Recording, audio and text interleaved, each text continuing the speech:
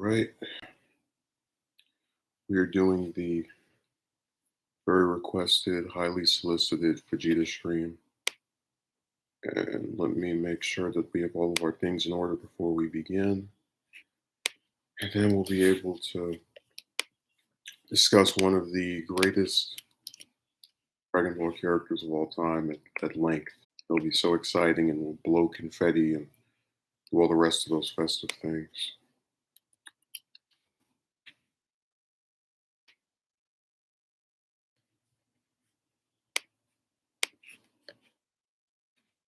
So last night was pretty aggravating for reasons that I'll go into at another time. But I'll put it to you like this. Imagine uh, being hungry and not being able, like, you can go to the kitchen, but you have people sleeping, like multiple people sleeping between you and the kitchen, so you don't want to wake them up. And so because of that, you just don't go in there. You just basically kind of starve pretty much. Telling you, over here, they find all kind of ways to make the most trivial of things, like not having multiple people sleep between, where someone can get access to the kitchen, uh, into these big, huge, difficult quests. Like, I was sitting here earlier, and there were about maybe 3 or 4 bags of trash by the trash can, and I was like, these people will tell you in a heartbeat how lazy someone is, but then none of them out of the three can take trash. And it's funny because we'll always say that doing that is nothing. But then if it's nothing, why don't you do it? Because I do it because it's nothing. I don't really see it as that big of a deal. Um, in terms of like, oh, this is so heavy. Because usually it isn't. But the idea that you're gonna say that and not do it, it seems kind of weird. Seems like they contradict each other. But over here, that's what happens: hypocrisy and lies and a bunch of stuff that people like to claim is reality when it really isn't. So, without further ado, let's get into this. For those who have seen the original series before Z, they oftentimes express their shock at the revelations that Z had. You find out very quickly that Goku has a brother, that he's part of an alien race. And it's really funny in retrospect to find out just how little any of the Saiyans, except for Vegeta, actually turn out to be. Nappa and Raditz are both easily disposed of. And I do see people who are like, oh, they should have kept him around. I'm like, yeah, but if we do this thing of reforming everybody, it kind of that's actually one of my biggest problems with the series, which is that if you go on message boards, you can actually find fans who will just take some random villain and they'll go, "This person should be reformed." Like, I still to this day remember going on one forum where they were saying that Goku Black should be reformed or redeemed, and I was like, "Really? The guy that killed Future Trunks' mother and destroyed his whole timeline with the little green clown that actually was him from another time. Really, that's who needs to become a good guy and join. Like, what avenue would that even work in? Because one of the things actually that Toriyama did very brilliantly was that he made Vegeta's transition from uh, being a villain to a hero work, starting with the fact that he doesn't actually kill anyone on Earth out of the main cast or whatnot, and how you can actually attribute all of the crimes against the Z fighters to Nappa, and it's like he had the power to stop it, but is it really his job to stop it? So it's kind of this thing where even if he was on the wrong side, he didn't directly do anything to the protagonist except beat them up toward the end of the arc. But I'm just saying that when you have the reverse situation where whether it's Black or Cell or Frieza, whoever the hell goes around and kills a whole bunch of people, it's a lot harder to defend that character and say, oh, they should turn good. I don't know why we can't just have villains anymore. People want everyone to be a hero. Yeah, but that still wasn't Kid Buu. That was his reincarnation. Buu was a different character. Just like how Pi the Piccolo from Z is a different character than King Piccolo. He's a reincarnation. They're not the same person. So it's not really the same thing as a person that destroyed half the universe. Come join our side.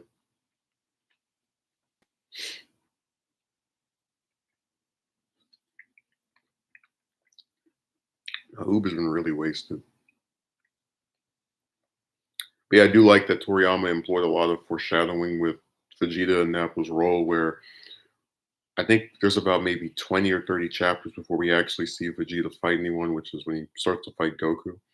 And that whole period you spend with him kind of just standing around and ordering Nappa, and it's I don't we do sometimes see this dynamic in fiction a little bit where there'll be some smaller person who is more intimidating than the bigger one because they actually do the same thing with Frieza where he has multiple guys that are on his team that are smaller that are larger than him and are more afraid of his power. So it was just this. It was a really nice setup because it did foreshadow that Vegeta was a much more intimidating character than Nappa was. It's funny because the Saiyan arc, I always make mention of how that's basically the genesis of having the whole cast fight and pretty much end up doing nothing. Like you get all these characters out here, and none of them do anything to Nappa except destroy his armor. So that's really where because you did have stalling before that, but it was never just a bunch of them get together and don't produce any definite result that takes out at least some of the villains. Because I even would give, and I'm going to mention this when we get to the Frieza arc, that Vegeta was used brilliantly there in that he was a good rationale to have members of Frieza's team who were much stronger than Gohan or Krillin keep getting taken out and helping them in the process where he's not on their side but doing things in a way to where it's benefiting them as well. So I'll refer back to that. It's just one of those things where this pretty much is the only arc where every threat has to involve Goku taking it down. So that's pretty crazy to think about too. Wow.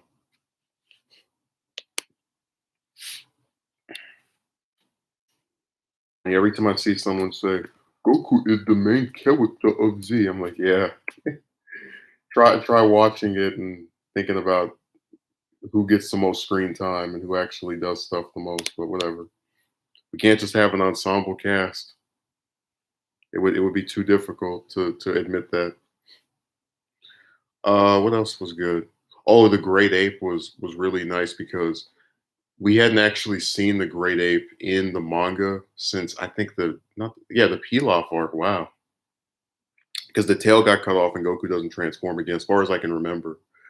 Uh, and it was a really nice bout of continuity to have Goku initially think that it was Vegeta that killed his grandpa, which spoiler warning, even though spoilers been out for 30 years, it wasn't.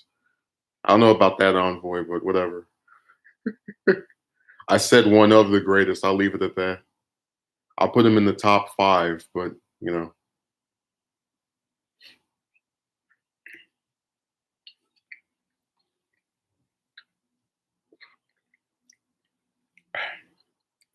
now wait till we get to Super. It's going to be even funnier.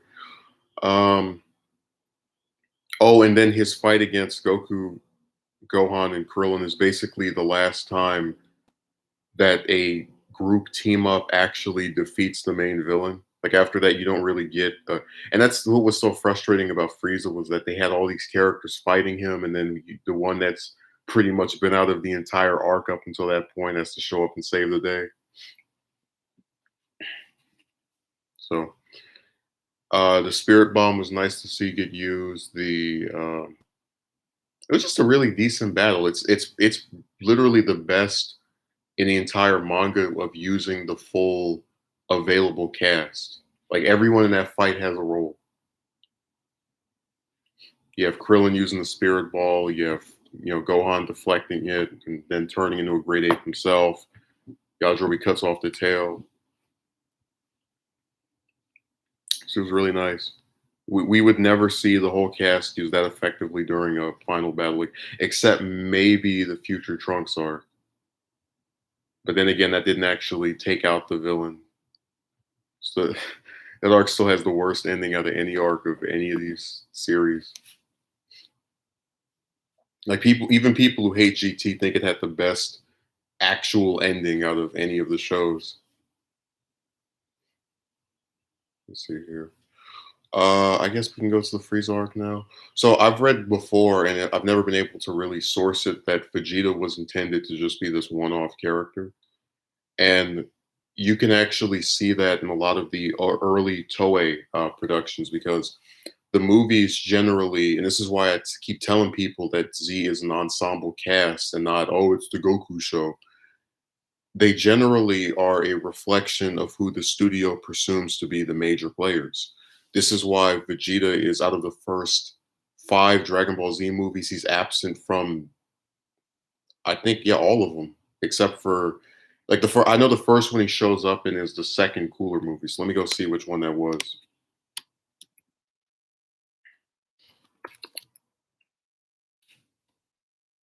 You know, give it a look. We know now you can't make Dragon Ball anything without having him in it. God forbid you exclude him for once. That would be horrible. Oh, it's the sixth ones where he finally shows up. So the four characters who are in those five movies are Goku, Gohan, Piccolo, and Krillin, who I would consider to be the actual main characters of Z along with Vegeta. But again, at that point, Toei wasn't aware of that, which is why they treated him like they would treat any of the villains from the series. Or you got to remember, most of the time with actual villains in these shows, they don't show up during the films. The films usually have their own villain and kind of no, I guess, reason to include them, but they don't ever include them. The only time Frieza actually was in a Z movie was the was Fusion Reborn before Resurrection F came out. I have never seen that person before, ever. Yeah, I hope he wins too, but I don't think so. I was actually gonna hold off on doing this until next month, but I decided not to because Toyotaro knows how to kind of jerk my string where he pretends like, oh, we might be doing this, and then so I'm not too excited. I know who he is. I read the manga, regrettably. I need to just get to a point where I just go on like DB Wiki and read the summary. Be like, this doesn't sound that interesting. I'll wait until next month. I'll take my ball and go home. Let me see if Ruben is available. Let's see if I can send a message on good old Discord, the worst social media website on the planet, barring maybe Twitter. Well, I don't know what you define by having his own arc because I was making the case that he was used a lot more effectively in Z, and even if he gets more screen time in Super, it still doesn't actually have as much value to the story.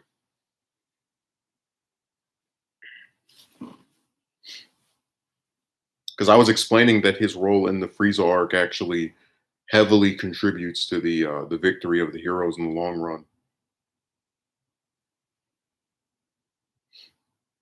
But it was funny because I remember when I did the TN stream, there was a person who said Vegeta shows potential from time to time. Uh, and they were claiming that he was defeating the Ginyu Force and the androids. And I was like, man, you guys need to actually watch your own damn show. He takes out, what's that guy's name? Kui, and then also Dodoria. And those are impressive wins that he gets. But after that, it's kind of a downhill streak. Like he gets beaten up by Zarbon, and he gets the Zenkai boost, then gets to finally defeat him. Then the Ginyu Force shows up. He kills Goldo, who is the weakest member by far, so it's not really a impressive streak. He has to get saved by Gohan from getting likely killed by Raccoon. Loses to Raccoon. Only kills Raccoon and Birder because Goku loosened them up. Like basically, Goku defeated them, actually had the final blow, and then he just kills them at the end of that. referring to Vegeta, and then he chases down Jace and kills him, and then gets to beat up Ginyu after he's been severely weakened after the body swap with Goku. It's really not that impressive. Like after the first two, after Zarbon, it's kind of whatever.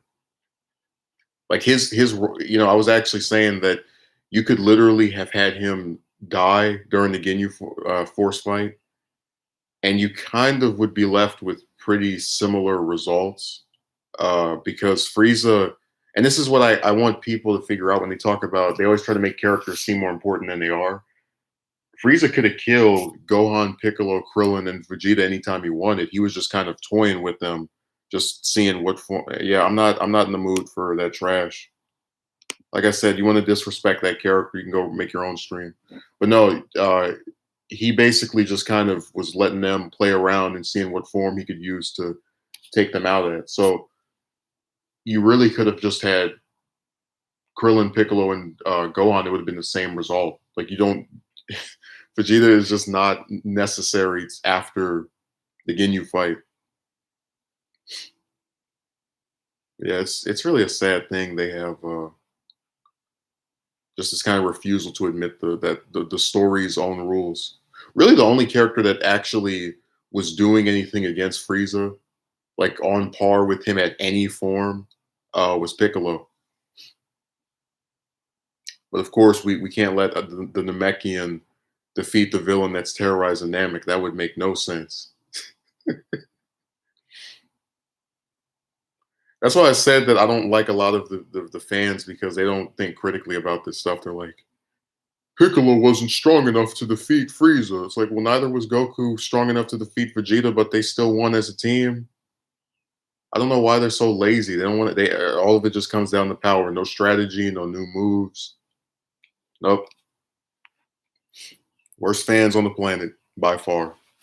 Anyways, you get this like really savage beatdown of Vegeta by Frieza. And I remember Toriyama actually said that when people were writing in and saying, please don't kill Vegeta off, please don't kill him, he decided to do just that. All the fans whining and telling him not to do this.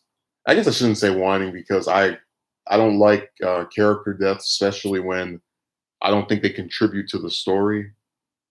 And the only thing killing off Vegeta really did was make Goku the last surviving Saiyan for like 8 seconds. So, and then thanks to damn, and this is why I said I know a lot of people like Broly, but I always felt something in the moment of realizing that the last Saiyan left, again referring to Goku, was someone that was not like any of them. So to know that Broly is alive now and watching Frieza arc, when in canon, it's like, damn it.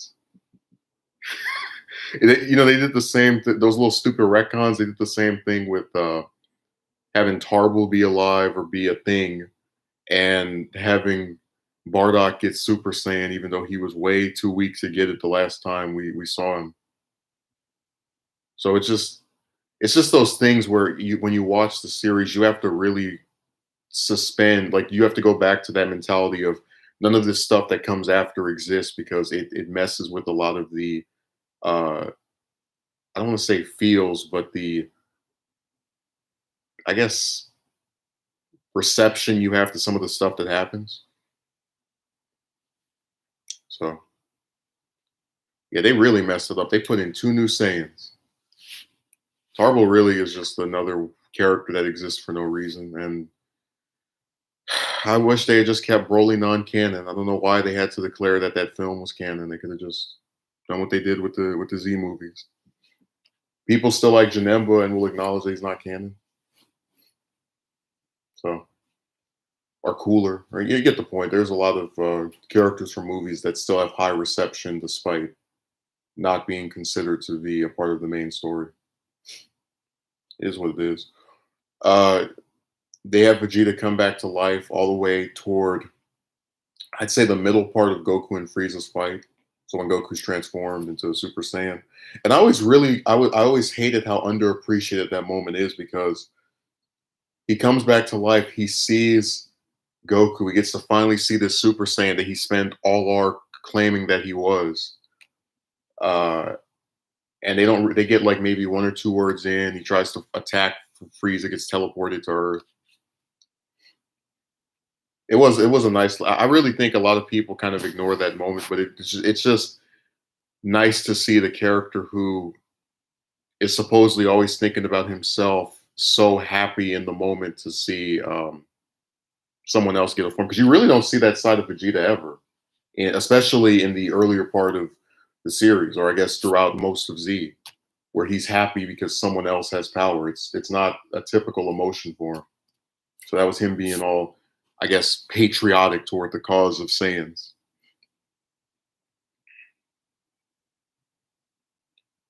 Yeah, I don't understand what the point of Kale was either. If you're just gonna make Broly canon, why even make her in the first place? But that's why I said they write this series by like every other episode. They don't really plan things out long term. So what else was I gonna say? Um, is there anything else in the Freeze arc that was really that big of a deal for Vegeta that I haven't talked about? I think that's pretty much it. Yeah, so we got the full extent of what we were discussing. Um, but yeah, at this point in the series, he's been used effectively for two arcs. One is the main villain, and an intimidating one at that, and one where even if he wasn't the main antagonist, he still had an antagonistic role. But it was also him indirectly being used to further the plot of the arc by taking out the villains that could have easily disposed of both Gohan and Krillin at various points in the story. So it was really nice. Freeze arc is just a it probably does the most to I guess further characters that I like. We don't really get an arc like that anymore. Well, I guess Cell too to an extent, but they don't use Gohan as much, which is why it's funny when people are like, Gohan became the main character in the Cell arc. Like it's literally the arc of Z where he's got the least screen time out of any of them. But I get whatever. People don't watch the show; they just say things on forums.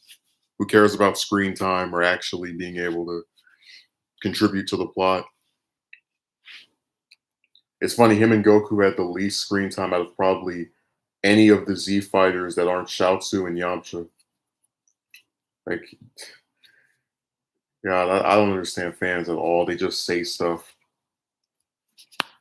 We only get to Cell. So, uh, the pink shirt thing, people like to make jokes about that. It was funny. Nice little stuff from the manga. I'd say, God, Vegeta's like it's really Toriyama has this thing where he'll keep a character out of the story a little bit to kind of gear them up to do something big.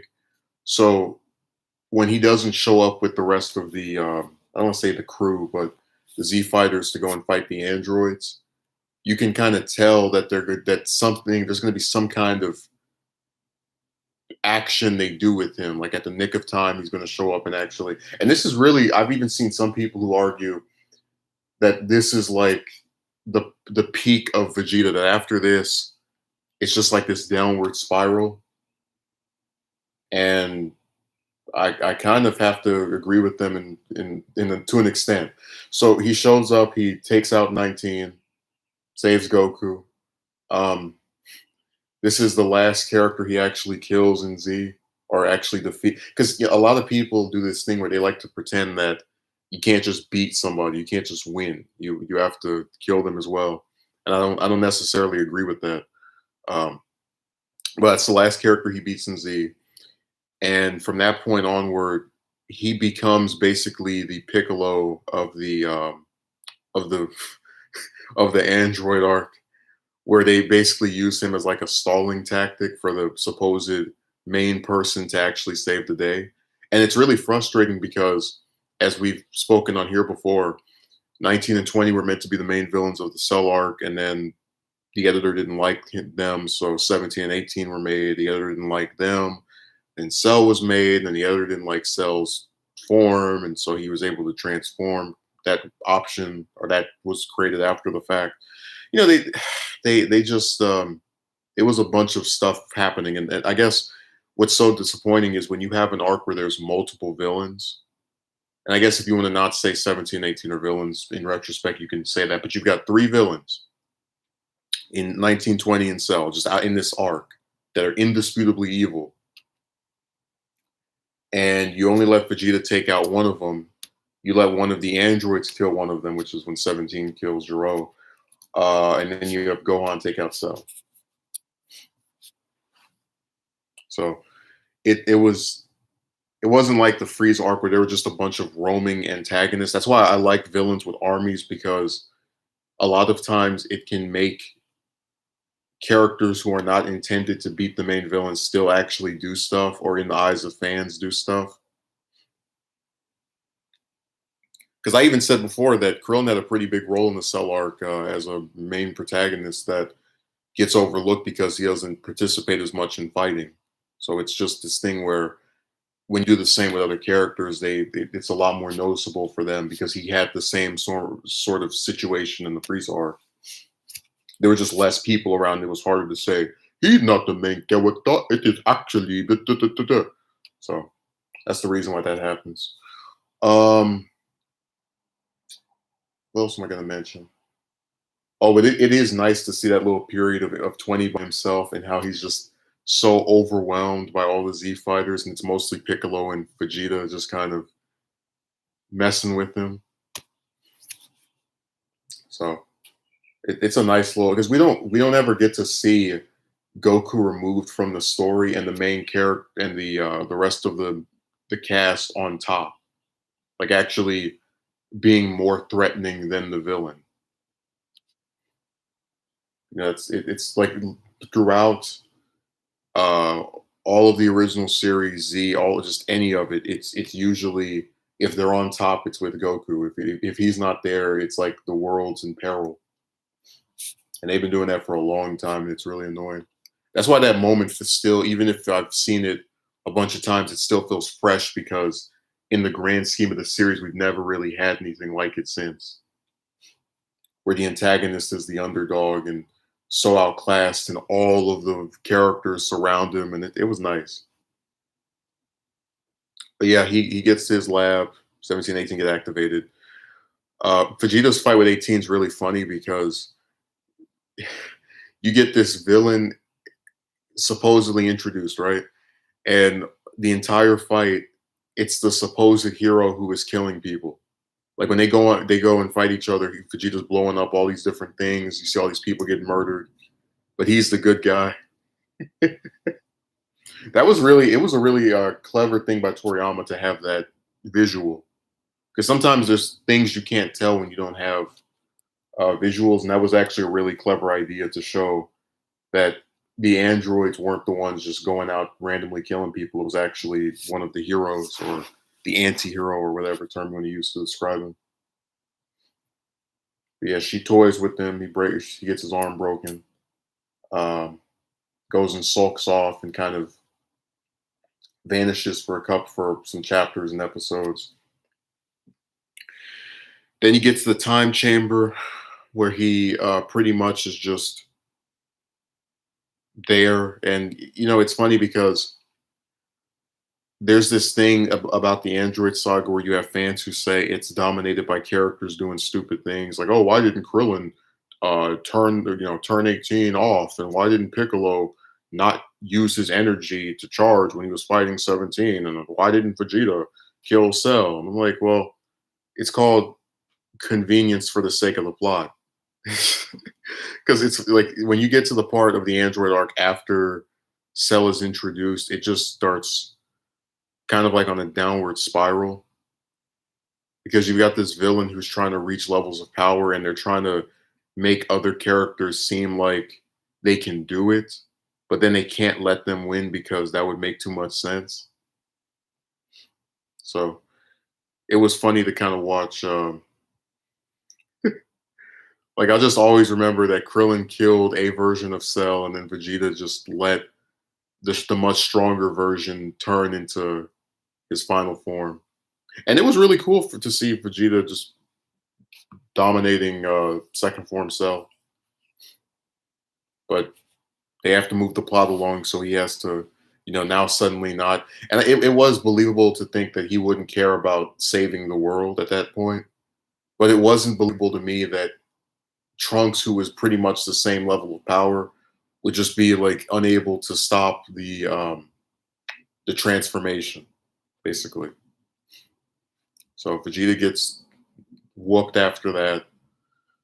Um, and then for the rest of the Cell arc is just kind of there. Like he goes to trains in time chamber. We don't really get to see any material of that in either the manga or in the show. When he's at the Cell games, they're all just kind of standing around. They say one word, and that's about it. And I told people that when they talk about how weak the human characters are, I always say it's for the sake of the plot. So whatever the plot is, it will dictate how strong you are. So when the Cell Juniors start beating up all of the Saiyans, which is at that point Goku, Trunks, and Vegeta, and Piccolo and Krillin and Tien and Yamcha are doing about as well against them, even though they're supposed to be so much weaker. It just shows you how that the story doesn't have any set rules, because you either have the Saiyans win easily or you have them get defeated and the humans get defeated even quicker. But instead, it's like everyone is on par with them, or like a little bit lesser than on par. Like they're able to do a little bit of stuff, but not enough to win. Again, that was just poor writing on Toriyama's part, because you spend all this time jerking off the Saiyans and they can't even beat the same characters that are giving the humans trouble. So it's like, that's why I said all these power levels and forms don't mean anything. It's just to sell toys and to come up with BS reasons for why the plot is being moved along in a pretty lazy way.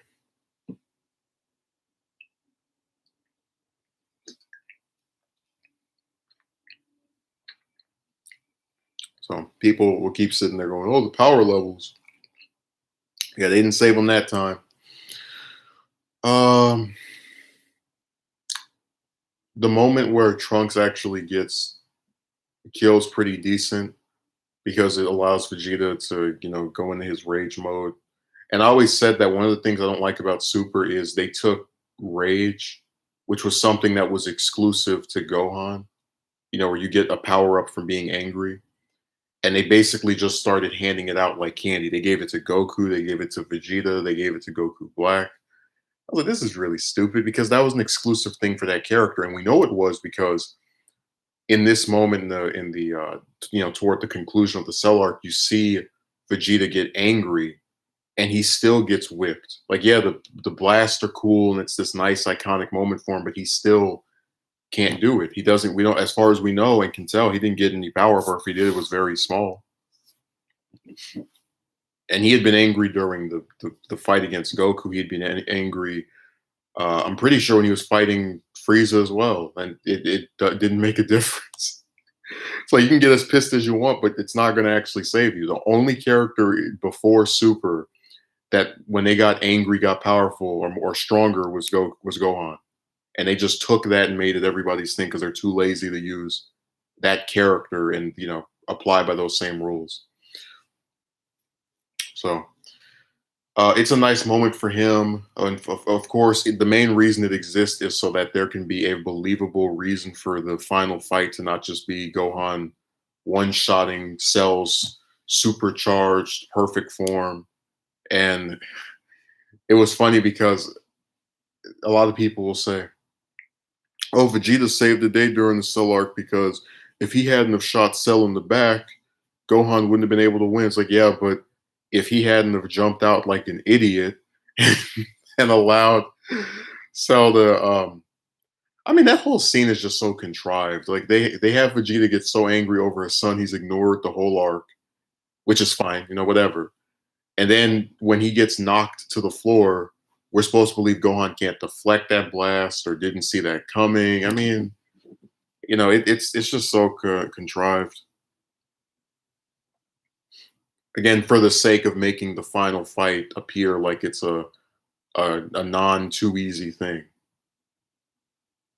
I've never seen this person either, but we do these usually once a week. Mr. Lofton. Yeah, so I gotta say the most frustrating part of the Vegeta Trunks relationship is that they kind of just serve to antagonize each other throughout the entire arc, and then toward the end, we're supposed to be like, "Oh, these are what a lovely parent-son dynamic." It's really annoying because Future Trunks is not really a character that is unlikable in the slightest. Like he's very polite. He's serious. Um, I mean, he's literally one of the most well-rounded characters I've seen in any cartoon. So it was really weird to see Vegeta just have the problems that he had with him. And the only time it felt believable to me was the time where they were fighting Cell. So what else can I say? I guess we'll just go to the Boo arc. So I said in another stream, I don't remember which one exactly it was, that the only two characters who benefited from that arc who were introduced beforehand and get something to do that actually redeems or makes their character more likable to me are Satan, so Hercule and Vegeta. Those are the only two. Everybody else that was introduced earlier just kind of meh in terms of what the arc does for them. But it really sucks we didn't get to see Vegeta's depression over Goku's death because he was like, "Oh, I will never fight again," and then we just get this big time skip. What else was there? I guess what I'm trying to think of what all does he do. So he's in the tournament. He doesn't really. We don't see him fight anybody, and then when they go to confront Babidi, that's when we actually get to see him fight Tweepwee, and it's a cool little battle. Uh, it's really weird to see him kind of get frustrated over the Deborah fight because his whole thing is supposed to be, I, like challenges and Saiyans relish challenges, but then you're upset that Gohan isn't easily defeating. The best thing they could have done, Toriyama could have done for that moment was to basically heavily imply that Vegeta actually has now grown to care about Piccolo and Krillin.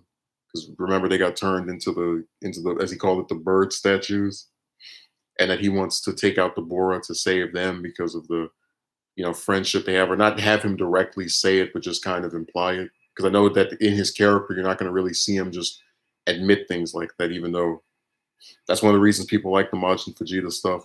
So he transforms, gets this new power up, the iconic M on his forehead. um, and I actually said before that one of the things I liked about the filler in the anime was that the Majin Vegeta versus Goku fight in the manga is pretty lackluster. It's just a couple of panels, but the show, it man, that fight got extended in all the right places. And it's really sad too because I always try to explain that I don't have a problem with filler when it's done right, and that was one of the times where it was done right because that was a rematch uh, that we really didn't get to see in the manga again, other than a couple of panels. So it was nice to see them go back and forth with each other and just have this all out conclusive brawl against each other. And of course, you have the moment where Vegeta kills the people at the tournament, basically as a bargaining chip to get Goku to go along with his plan.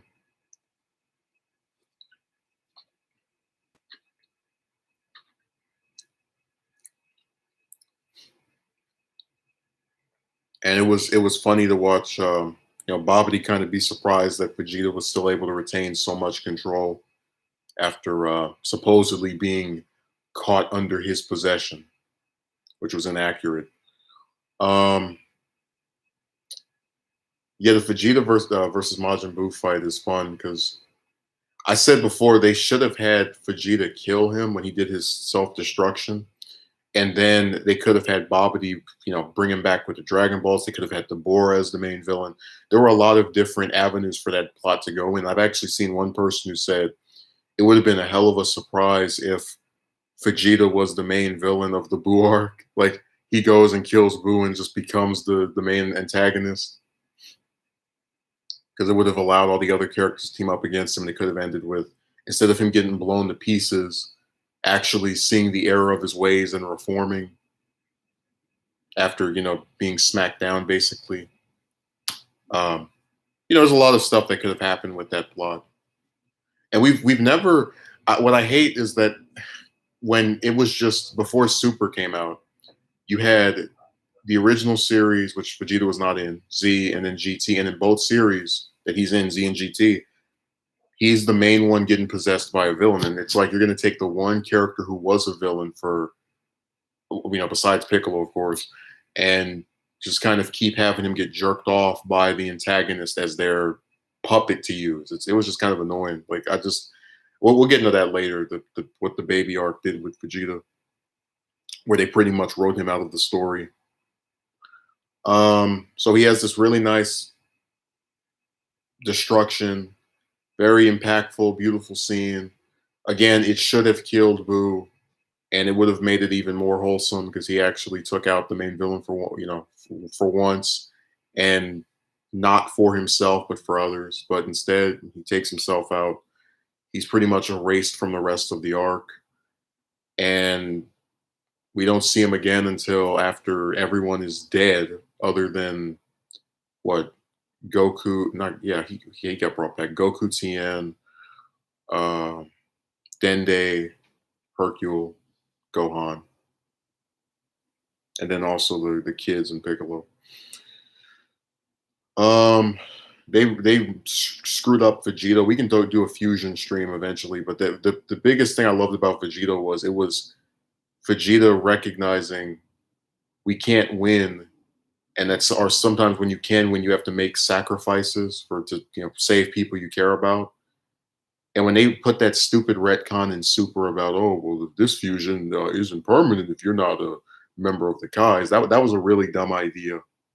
Like I said, Super has a lot of really stupid ideas. They just like between the Super Dragon Balls, it's the stuff gets dumb. But that was one probably the worst thing they did was making that fusion not be permanent, because then there's no difference between it and the other one.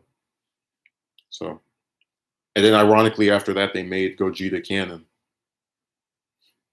So they're just being, it was them being dumb. Uh,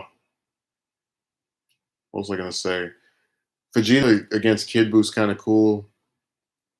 I like that he's the one that recommends using the Spirit Bomb, even though it kind of doesn't. Well, yeah, it does make sense because he did see it during the Saiyan arc. I was gonna say he was dead when it was used in the Frieza arc, but it's a nice little moment because it's basically them trying to get the other characters to also participate in taking out the main villain. Uh, I like that they let him come back. I like the moment where he acknowledges that Goku is stronger, and they. This is one of the reasons that I hate a lot of what Super does with the character. They have him admit Goku's the strongest, and then we're still seeing him trying to catch up with him and Super, or like catch up or get stronger for the purpose of being as strong as him. It's really annoying because they basically retconned his character.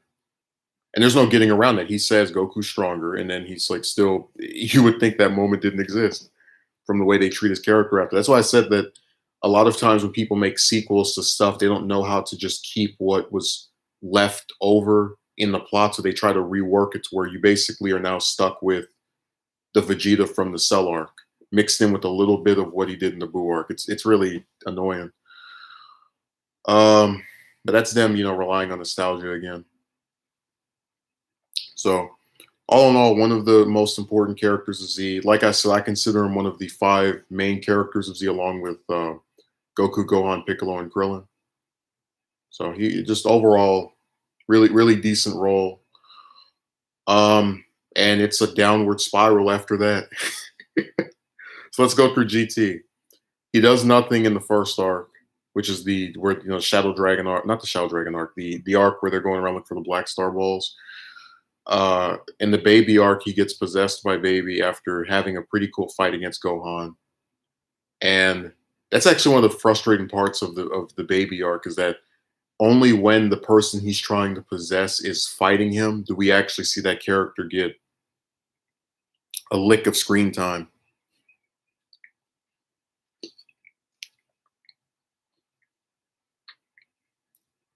Like we don't really see them get to do much of anything outside of when they're about to get possessed. and it's that way for Goten, Gohan, and Vegeta. But yeah, he gets to be the main host, and it's a really cool design. But my biggest issue with it is that you took a character who was out of the cast, probably the most well known for having been a villain, because a lot of people didn't see I don't know why this happens, but a lot of people still haven't seen Dragon Ball, so they don't remember when Piccolo was a villain. So you took the one character that everybody remembers as at once being a villain, and you made him a villain again, except now he's just the body of the antagonist of it was really stupid because again it takes his character and just completely removes him from the plot. It was very lame. Even if I like the baby arc, that's one of the critiques I have, that that was a character they really shouldn't have used for that form. I think that it would have been a way better plot if they used Gohan or just anybody else that is considered to be remotely powerful. I actually made the case for it being Gohan, that it would be nice to see Goku have to basically make the decision between taking out the main villain and killing his son. Like this child he created or brought into the world, he now realistically has to kill or otherwise severely injure to even hope to get that thing out of him. That would have been a pretty interesting dynamic, especially since the main characters of GT were Goku and Pan. So, what better way to have them directly tie into the plot than to have the member of their family that links them together be the main antagonist of the arc? But whatever. That's just me and my idea. um, he gets a little bit of attention for the Super 17 arc where Goku saves him, and it's a nice little moment. And then that's pretty much his whole role there, like just buying time. And it's not even as cool as it used to be, where it would have like a one-on-one fight. It's just him and the other Saiyans and Oob randomly attacking Super 17 that does nothing to him.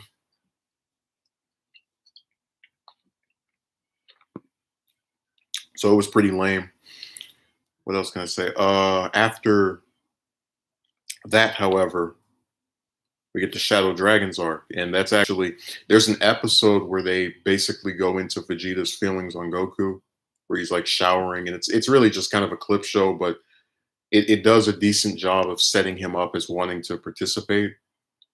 And his Super Saiyan 4 form looks so good, man. It was such a great design. I just regret that they only let him have it for like the last 4 or 5 episodes of the show, so we don't get to see it that much. In my opinion, Omega Shenron's death would have been way cooler if it was like Goku, Pan, Trunks, and Vegeta taking him out. Instead of, we gotta use the spirit bomb again. Except this will be the super strong spirit bomb. Seemed a little redundant to me, but that's basically like that's whatever they use that move whenever they don't want to have the actual, brain power of thinking of how the characters are gonna overcome some villain. And that's why I get so frustrated, because the Saiyan arc, which is where Vegeta was introduced, actually shows what can happen when Toriyama is thinking about using each character effectively. And we haven't really seen that in play during a final battle for an arc since then. So really sucks. Um, but yeah, that's his role in GT. It's really minor outside of being possessed by the main villain of an arc, and even then he doesn't actually get to do anything. He just is possessed. And getting a very cool transformation that we didn't really get to see that much of. So it's pretty much the same as it's probably the best role of anyone that's not the trio that goes into space. So he's probably got the best role that's not Goku, Pan, or Trunks, but it still is kind of to me. Like they don't do enough with him, is my opinion.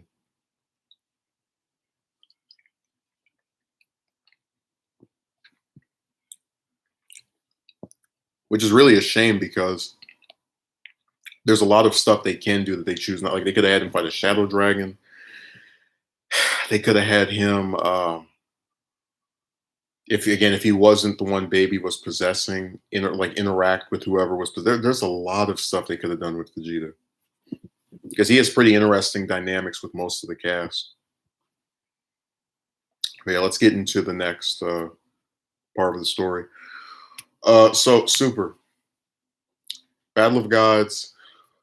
People have argued that Vegeta's the main character of that film. I don't agree with that. I think he is a main character of the film, but I wouldn't go that far. This is where they give him his first ever rage boost, and it like, oh, it's so nice because he cares so much about his wife, but at the same time, I don't like the fact that they gave something that was exclusive to one character to every damn body, like it was candy. So it's a cool moment. You just have to remember that this is where they're going to start using "I'm mad" for whenever they want to solve a character being weaker. It's really lame. Not the movie, but that just the fact that that's stuck around after this. What else was I gonna say? But yeah, in the film, he pretty much just serves to kind of distract, and he has one decent fight, nice little moment, and that's pretty much it. Oh, and then he obviously is part of the Super Saiyan God ritual, which, by the way, I remember the gap between Battle of Gods and Resurrection F, and I was thinking that for Resurrection F, which I didn't know at the time was going to be Frieza's revival, they were going to just give Vegeta the red form, or the God form rather, and let him and Goku take out whoever the main villain was of the movie with those forms, so that you could have Vegeta actually take out a main villain for once. But instead, we get new forms. And again, when the film before it came out, I said, okay, they're giving Vegeta a form because it's like a throwback. He was talking about being a Super Saiyan in the Frieza arc, and now he is a Super Saiyan, a much advanced version at that. And they're going to let him use this to take out Golden Frieza. This is perfect. This is great. I was so excited, and then we get Vegeta beating him up, getting murdered, and then everything getting reversed, and Goku winning. It was really stupid. It was another disservice to the character because, like I said, if you want to have him not win, just say that he doesn't train them anymore. Like that's it's so easy to just say that and show it, and then we wouldn't sit here going, well, why can't he win? Because you don't explain stuff, then it becomes seems to be much more lazier in terms of the writing, which is what that was. It was just laziness and Goku jerking off and all that. So, Universe 6 tournament. I'd say probably the best arc for Vegeta out of any of them in Super, that is. They let him take out most of Universe 6's team.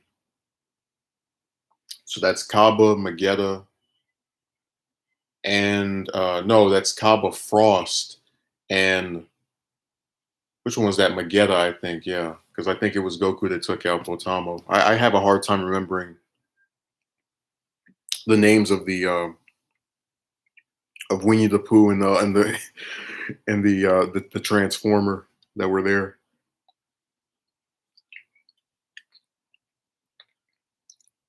Because those two characters receive very little characterization throughout all of Super, even in their debut arc, which is typically when a character will get their most amount of attention they'll ever get.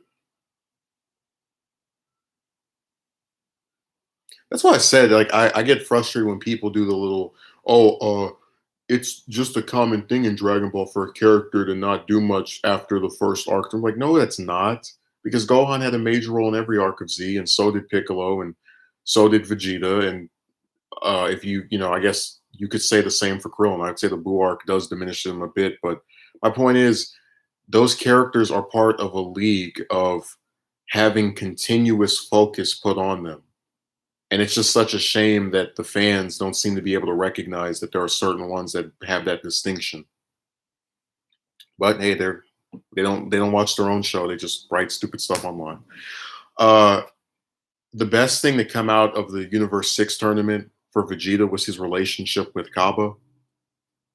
Because Kaba was a Saiyan who, God, it's so frustrating with Super sometimes because they give you these really cool ideas and they do nothing with them. So Kaba's this Saiyan that hasn't transformed before. Vegeta helps him to transform. It's this really good scene. And when I watched it, when the arc was over, I was thinking, okay, at some point, and you'll even see this if you go on the message boards, Vegeta's going to go to Universe 6. They're going to have some arc where he actually is training with him. And you could have had a really believable protege for Vegeta. You could have had someone that he basically got to mentor that wasn't his son. But instead, we get the material from that tournament, which is good, and then a little scene in the tournament of power, which is good again, but it still isn't enough. They don't actually let those two characters be around each other, and it's so stupid. Again, Super it writes itself into a corner because it gives you these moments that show you it could be something more than it actually was, which is just a cash grab to appeal to some nostalgic fans. But God, every time it's got some really brilliant idea, it just throws it out the window. It's like, oh, you want an arc of Vegeta training the Saiyan that has never seeked out power and is basically a reverse version of himself. Oh no, screw that. We're gonna bring back Future Trunks and destroy his whole timeline. Anyways, the Vegeta hit fight in the show, I have to go reread the manga. I haven't read in a while, but I just remember that fight is the stupidest thing on the planet because they have Vegeta get beaten in his blue form, and then they have Goku show up and basically get the same hits in his normal state, so without transforming at all. And we're supposed to just believe that Goku's so much more powerful that he can be not in his super in any form and then take the same damage, but not. It's just it was dumb. The power scaling is off. Power levels again are only a thing writers mention when they want to pretend like they actually know what they're talking about. They'll forego power levels in the moment just to write a scene that they think looks cool. So they used Vegeta really well for that tournament up until the end. I really think it would have been a better tournament if they had him either defeat Hit or put up a better fight than that. Just my opinion, whatever. And also, when the tournament ended, I thought, because again, I made the mistake of thinking Super is a series that people are actually planning stuff. Like they plant something, they come back to it, because that's something Z did. It would plant something, come back to it. That's why you had Vegeta talk about Super Saiyan, give it all this foreshadowing, and then Goku gets it. It was, Z did that. Whether you think Toriyama was a great writer or not, it did that.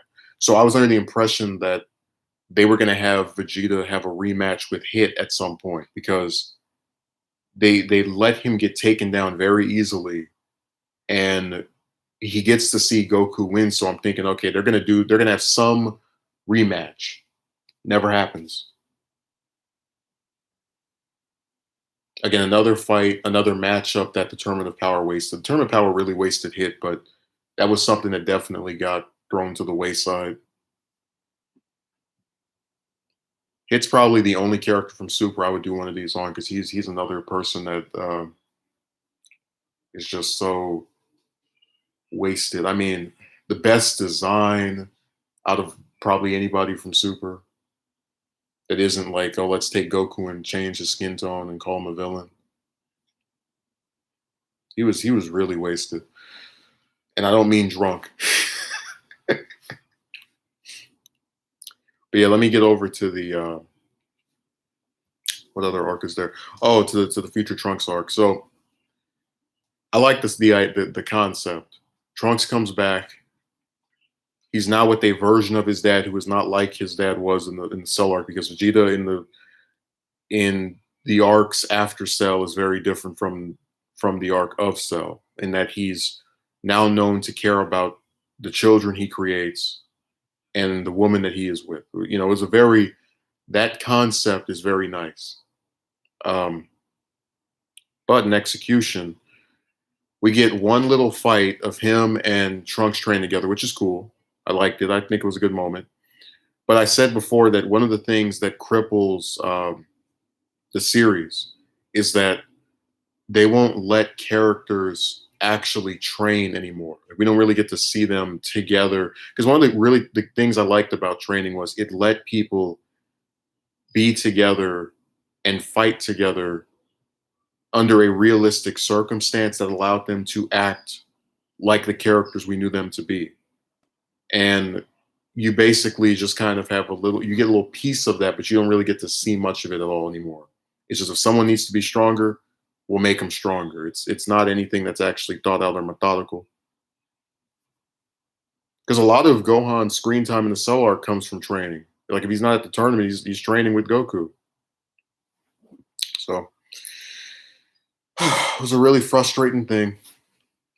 Another idea that they could have used to its potential and just kind of squandered. But it happens, people, they mess it up.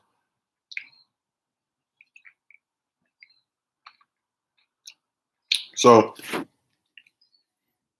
they give him they let him be the one that fights Goku Black first. And it's a pretty decent fight, even though it's kind of short.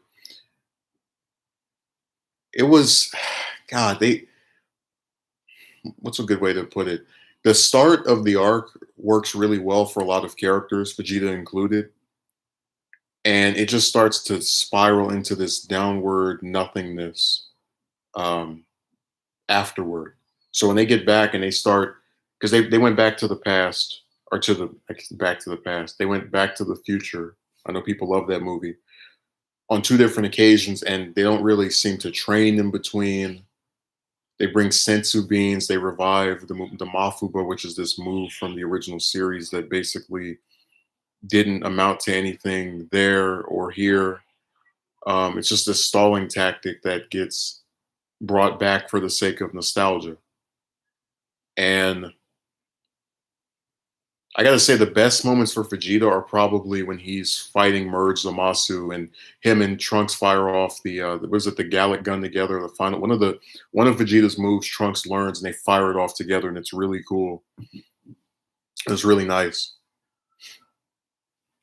So I just wish we got more moments of them actually being together. But like I said, the Future Trunks arc has the worst ending of any arc from any of those four shows. Like you have them do all this stuff just for the whole timeline to get nuked after everybody gets killed. Like it was really just. I could do a whole video on why that arc had the most frustrating conclusion in the whole wide world. It's really sad too because all they had to do was just have Trunks beat Zamasu or Vegeta or whoever the hell. And they had so many different ways they could have done. They could have had Goku use the Mafuba. They could have had Vegeta and Trunks kill Merge Zamasu with the Final Flash or Gallic Gun, whatever move it was. And it would have been so much nicer, by the way, if it was Vegeta and Trunks, because it basically would be the inversion of what happened in the Cell arc, where Vegeta only appreciated Trunks after he died. It would be him seeing this version of his son that he has an attachment for and recognizing, hey, this is someone I care about. We're going to do this together. And they don't give it to him. They just, another good moment, completely wasted. As is the story of Dragon Ball. Come up with something good, give it little development, give it a little time to actually do anything, and then we get basically screwed. Crappy conclusion after crappy conclusion. I mean, it happens. It's just something I'm kind of used to now. What else can I really say? Yeah, so it was a good. There were good moments in that arc for Vegeta, but they still didn't do as much with his characters. I think because they could have had him interact with the evil Goku. You have a good Vegeta with an evil Goku. You do very little with that. They have a little scene of him finally beating them up, and it's nice. They could have had more interactions between him and Future Trunks, which there were some, but it just they don't do it. I will give them credit though. 50 was that 56? Episode 56 of Super.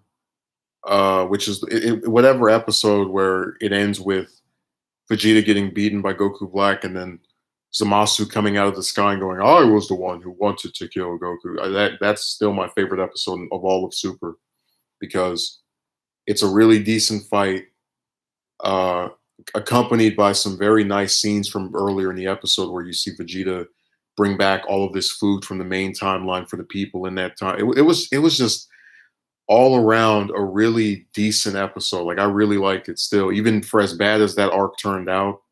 That episode was is still nice to watch. So at least he has the distinction of being prominently featured in an in my favorite episode of Super. I'll give his character credit for that.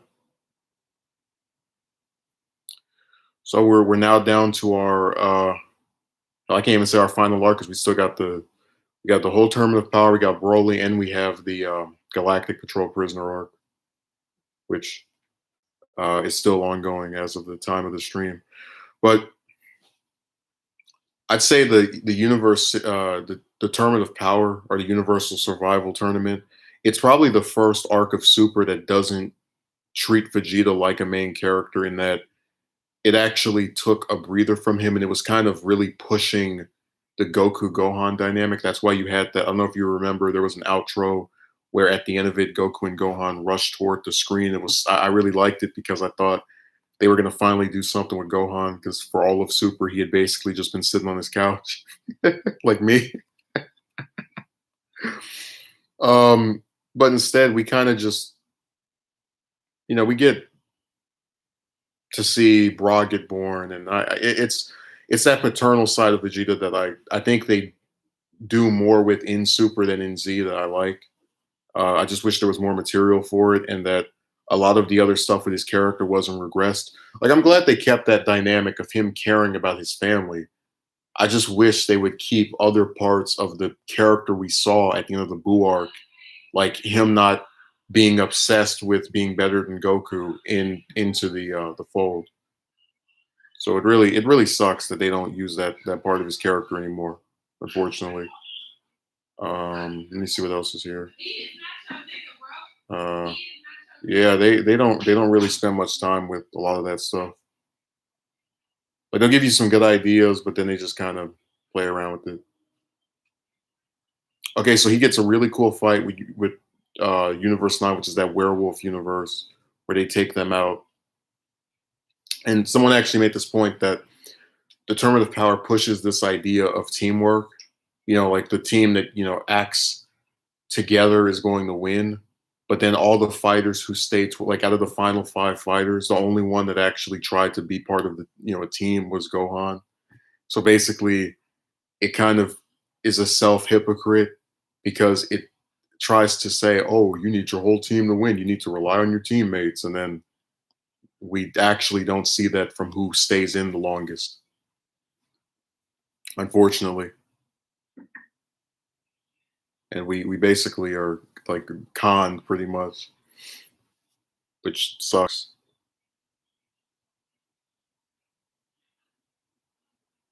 Yeah, I got to remember what part of this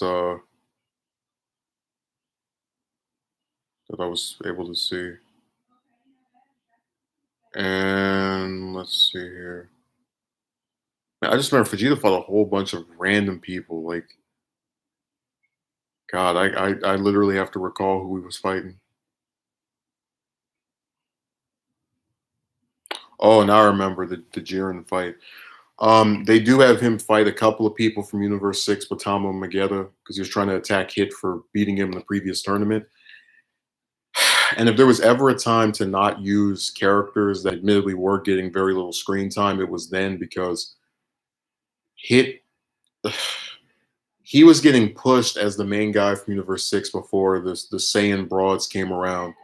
And they basically wasted him having a fight against an even stronger Vegeta, just basically to have Vegeta get some eliminations that kind of don't really mean anything in the long run.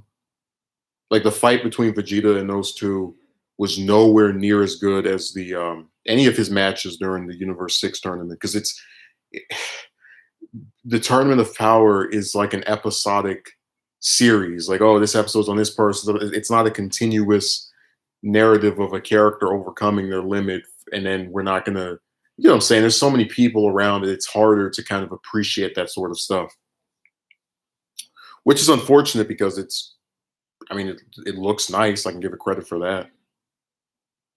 So I'd say that, but the biggest matches for Vegeta during that tournament are taking out Universe 9, because again, it's one of the few times they let him get a legitimate win, which is really disappointing because he, and I always try to point this out, even if he's around more than most of the other characters, like, Yamcha, Tien, Gohan, Krillin, Piccolo, Goten, Trunks, both versions of Trunks, he still doesn't actually get to do anything more than get a new form that still basically serves to just get outclassed by whatever Goku gets. Which is unfortunate because again, he's a character who trains, and the story is basically punishing him for doing the right thing or not allowing him to reap the benefits of doing the right thing. Um, it's really, really sad.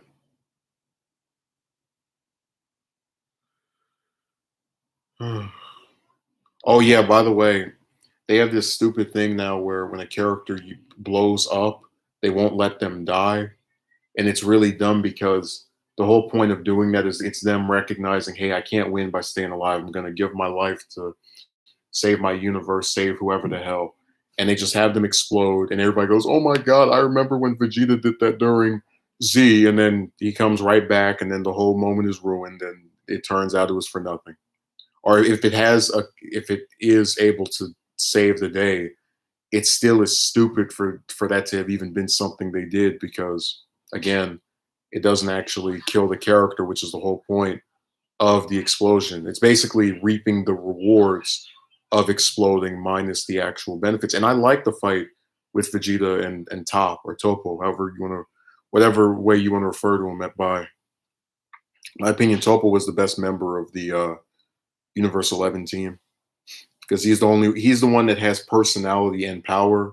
Because Jiren's just kind of this blank slate that doesn't really do anything throughout the whole tournament except get jerked off and cheat. Remember the tournament? They're like, "Oh, you can't fly," and then Jiren is on the pebbles, and then somebody was like, "That wasn't flying. That was just him jumping back up." Okay, then why do we have a moment of him levitating in the air while meditating? Levitating while meditating. I just wish fans would just think about their own show. Like again, there's nothing wrong with admitting where a story you think could have been better. As long as it's done in a constructive way, I don't really see a problem with it. Because even as I'm criticizing their refusal to use Vegeta in certain ways and to kind of jerk him off, I still give examples of how his character, you know, was used effectively or otherwise had potential to be used well. Uh, the fight against Jiren's pretty cool because it's another one of those team battles that I always said before that team battles were Toriyama's way of showing a character was strong without having one person just get annihilated. That's why you see Gohan, Piccolo, and Krillin try to fight Frieza in his final form, and it's to no avail. And you don't really feel like any of them have been embarrassed because he's not ganging up on one of them.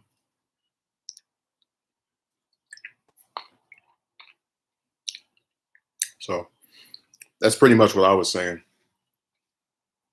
That they basically choose to kind of ignore his character and have him serve as second fiddle over and over again each arc. They give him this new form, which because we know we needed more new forms. We don't need characters to actually do something relevant to the story. We don't need development. We just need new forms. That's how we solve everything. They give him the royal blue form. It's basically just Super Saiyan got Super Saiyan with a new color scheme. Um, and that's pretty much the full extent of it. It's like, yeah, it's cool and it does a little bit, but it still doesn't actually get the victory. And I love how the episode where he loses is called Vegeta Falls or something like that in Japanese. And I remember we had this joke that was the writers basically saying, "This is it. We're getting rid of your boy. If you thought he was going to win." And I was like, I've never seen a more spoiler type ending or you know what? I take that back because the chapter where Vegeta dies in the manga is called The Death of Vegeta. But like that's my point that every time there's something with this character, they have to spoil it in the title. I thought that was funny.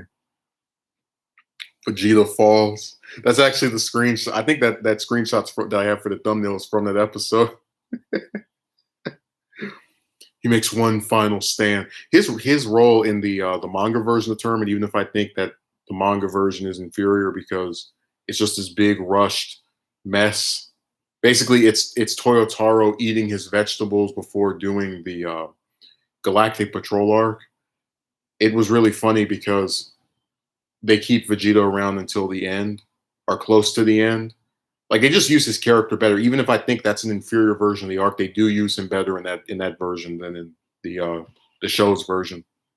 That's why I was saying that the manga, it's worth reading while watching the show because it offers you different ways to get to the same conclusions that sometimes make more sense or are just more satisfying. But yeah, that's Vegeta's whole role in Super, because he gets eliminated by Jiren, and there's this little dragged out moment. And I gotta say, even if he's supposed to be the second main character, they treat him in such a disrespectful way where you've got him training as much as Goku. He's able to unlock all of the same transformations, and then you still won't let him beat one of your main villains ever. So that was, I mean, even Trunks got to beat one of the main villains. He's nowhere near as strong as either of those two characters according to their the story. So it was lame. I give his role in Super maybe like a, I don't know, a 6 out of 10, just because they do give him screen time, but it's like, to what avail? Because, like I said, they could have had him have a good relationship with Kaba. He definitely should have had a rematch with Hit. He should have had a bigger role in taking out. Like I just, it was lame.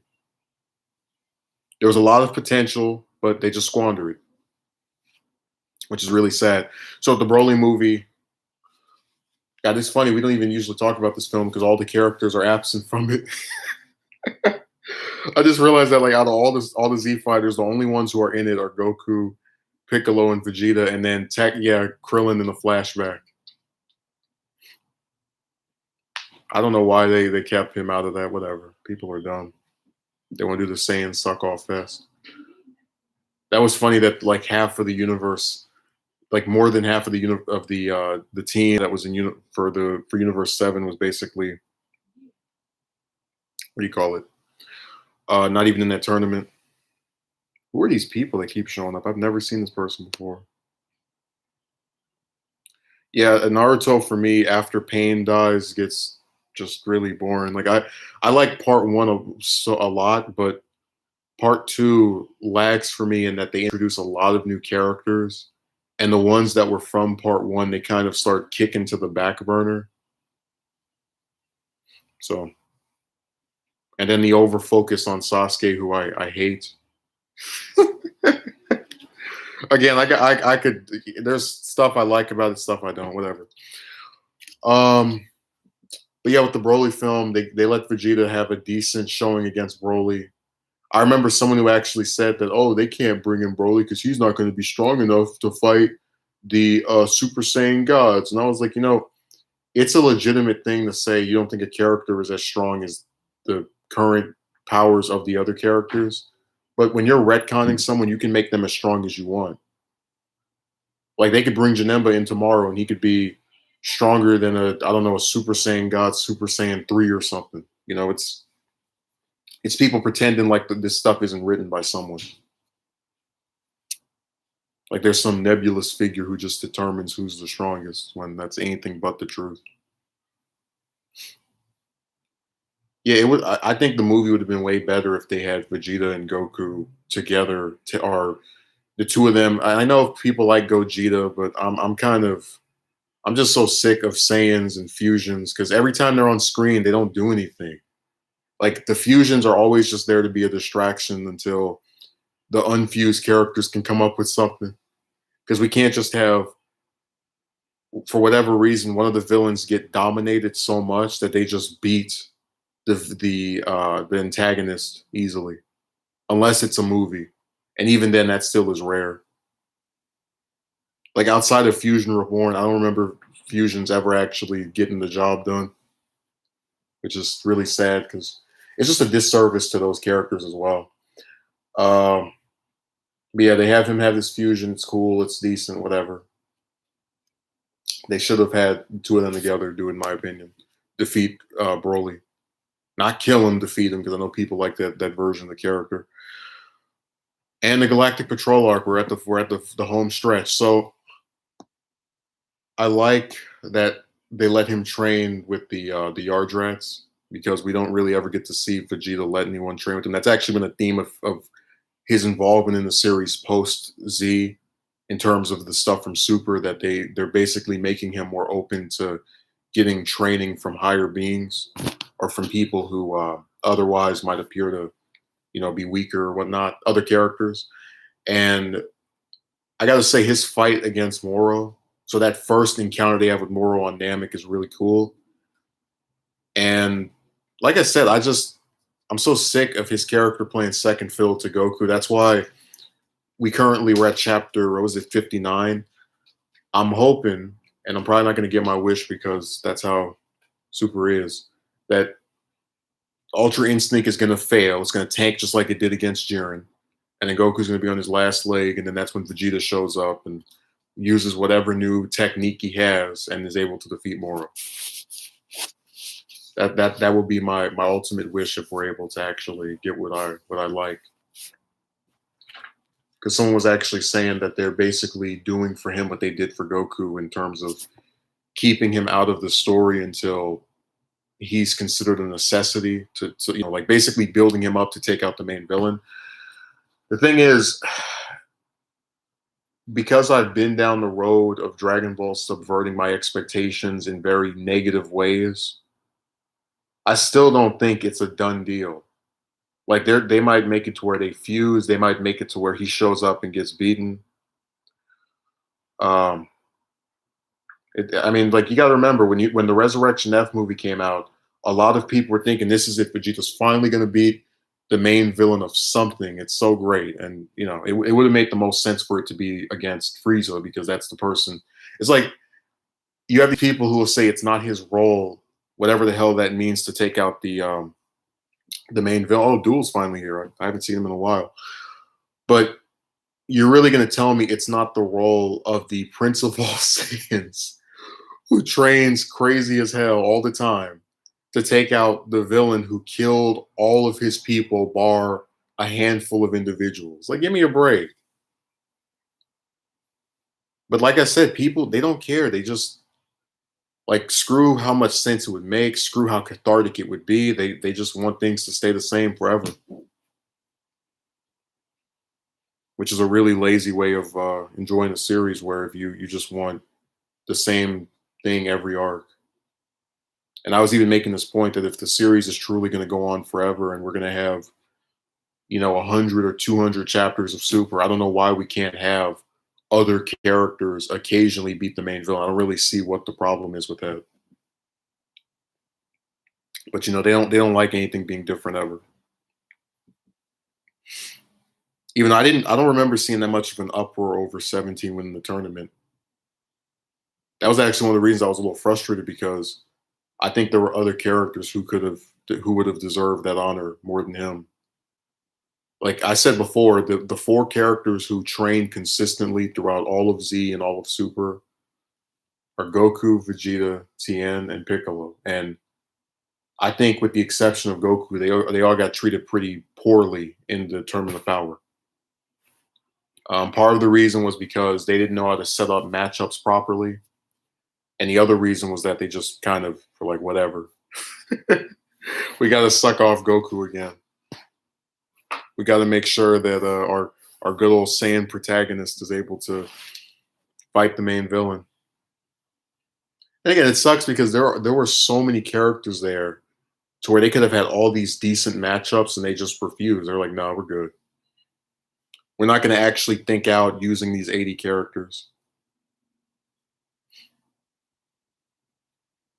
Yeah, they've been underusing him since the Cell arc, but the thing with the tournament is it was billed as, like, actually with both tournaments. When I saw that poster for the Universe 6 tournament that had Goku, Vegeta, Piccolo, and Buu on it, I was so excited. And then Buu doesn't even fight anybody, and then Piccolo gets cheated out of his fight, and then Vegeta's like, get out of here. I'll take on everybody else after this. So they underused him in that tournament and in a lot of the other arcs. But the thing is, they set him up to be used in both of the tournaments in Super via the promotional material. I mean, it was so lame. They did do him better in the Tournament of Power, though. I'll give him credit for that. Still got underused.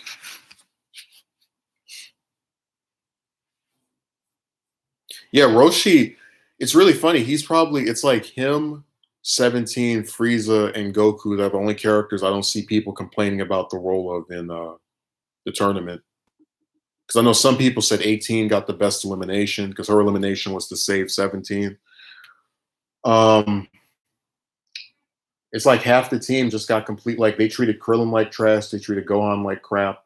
They're gonna have him take out the weakest member of the remaining three. Like if they wanted to use him to take out Topo, to take out Jiren, I would have been completely fine with it. Not even beat them, but like do what he did with Frieza, where he holds that person down to get them out. I would have had no problem with that because those are actually guys that matter. This was just a little dude running around. You know, it would have been kind of funny if they had Krillin beat him. That would have been nice. Someone actually said a good idea would have been for like everyone other than Roshi to still be in the tournament when we got to having only three members of Universe 11 left, and then it's like 3-on-1s for each member of Universe 11, basically to like show how much stronger they are, which I think would have worked to a decent extent. I don't know. It would have been nice to see some other version of the story because there was someone who was like, "What's done is done," unless someone writes a really good fan fiction. Like, the idea that you're going to basically tell me to not complain about something because it's been made is kind of stupid. Because people have been complaining about shows and movies that are years and years old, and they're not complaining because they know it's going to change. They're complaining because they know the story could have been different if written a certain other type of way, and they're just expressing their position. That's why I said Dragon Ball fans are some of the most. Thank God I stopped talking to them. That was the best thing I ever did. Because they will defend that show like crazy, man. And like I said, I give constructive critiques. I'll tell you what I liked about the term. I'll tell you what I disliked about it. But you'll get these people who make these like weird defenses. It's not Vegeta's role to beat the main villain. So he's just always going to train as much as Goku and come up second fiddle for no explicable reason that's written by the story. Like I said, if they wanted to make him losing believable, they would just have him not train. And then we can believe, oh, that's why he's weaker, because he hasn't trained. But because fans are lazy, they decide to, basically the fans and the writers are lazy. They pretty much say, screw actually making rationales for a character to be defeated. And that's the thing. It's like Vegeta's not even my favorite character because I said before my three favorites are Gohan, Piccolo, and Krillin. And I still want him to beat one of the main villains because he earned it. And there's been a lot of narrative circumstances where he should have been the one to take out the villain. Like I was saying, it made sense for Piccolo to beat Moro narrative wise because Moro was messing with Namek. But again, I'll still be fine with Vegeta doing it, whatever. But it made a lot of narrative sense for Vegeta to win against Frieza in the Resurrection F movie. And I'm really hoping, whether it's the next arc of Super or just whatever point down the line, because I don't know when Super is going to end in the manga. I hope that whenever they decide to kill Frieza again, and you know it's coming, that they let Vegeta be the one to do it. That when he uses his final flash, his Gallic gun, his Big Bang attack, whatever move he can think of, he's going to say, you killed my people, my entire race. I could have been a king. These were as basically some kind of speech about how this man destroyed his entire group. It would be so nice to see that. But you know what they're going to do? They're going to have Frieza come to Earth with some goons that Goku is probably going to have to take half of them out, and then they're going to have Goku beat him again. And It'll basically be a poor man's version of the Frieza arc. They like to jerk our 5 minute time travel to Robin. Yeah, that was really a horrible. That's why I don't. I could probably do a stream about Beerus and Wheeze. They are the most aggravating characters in the world after the Battle of Gods film because they're basically just there to eliminate the consequence of anything the characters actually do. Like they have no reason to be there when Frieza invades Earth, and the entire time they're there, that they're not going to let Frieza destroy a planet that they care so much about the meals of. And then we found out Whis can bring people back to life by flipping around his staff, and his staff can. The only time his staff ever was useful, like actually did something that served the plot, was when they let Zamasu kill Gawasu. Outside of that, it's just a stupid plot device, like a just to retcon whatever you didn't like in the past.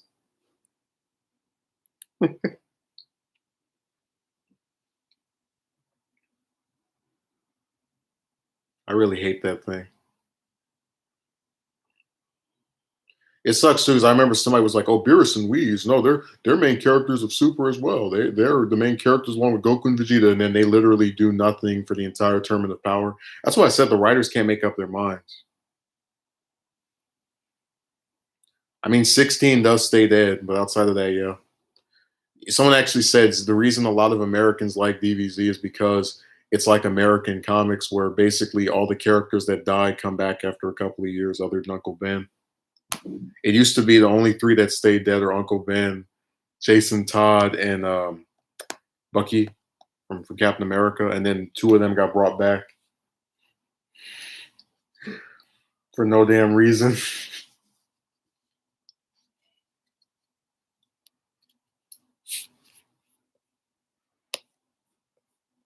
I thought that was funny that they were all dead for years, and then two of them got resurrected to basically become villains or anti-heroes or whatever.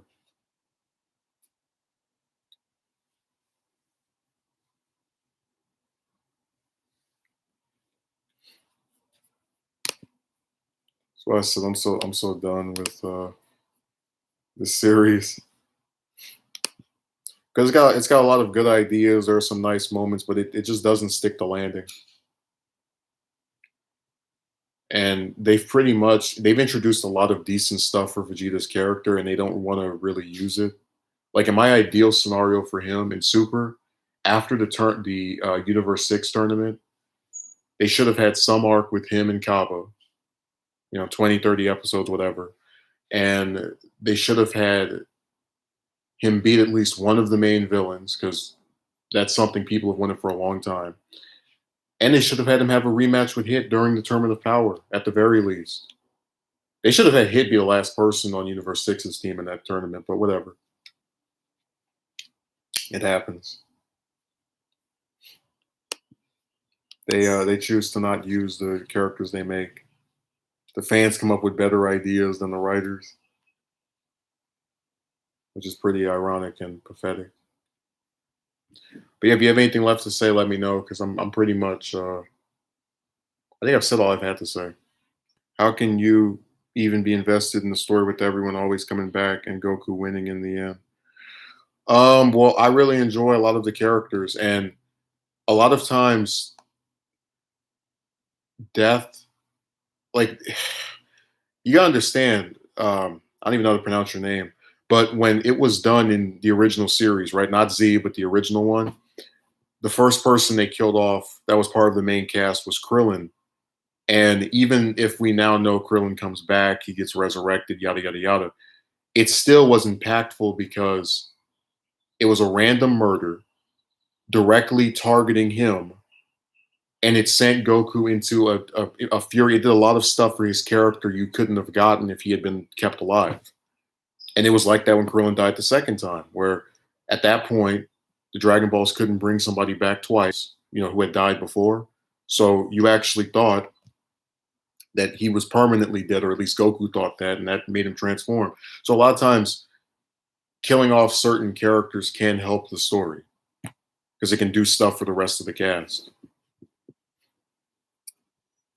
So I guess that's my answer. I got invested because when that particular character died, uh, it was treated seriously and it actually moved the story along. And it made sense for characters to react the way they did.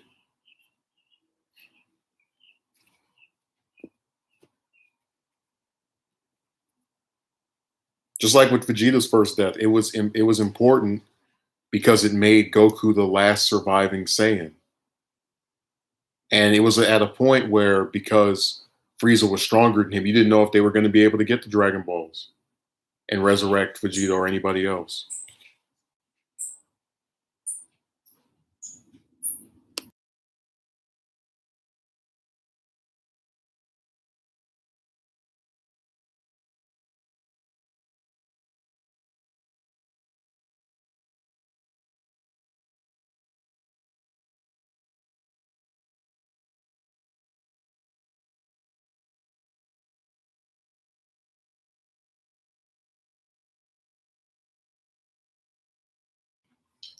Yeah, I don't have much major gripes with DB/Z aside from robbing Mystic Gohan.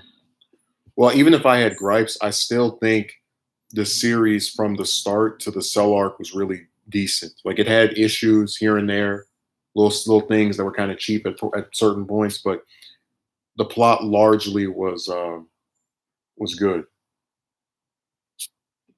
So, with that being said, I thank you for showing up, and I'll see you maybe tomorrow. Well, you definitely do a stream tomorrow, but it's going to be about something else. So, thanks for showing up. I hope you enjoyed it, and have a good day.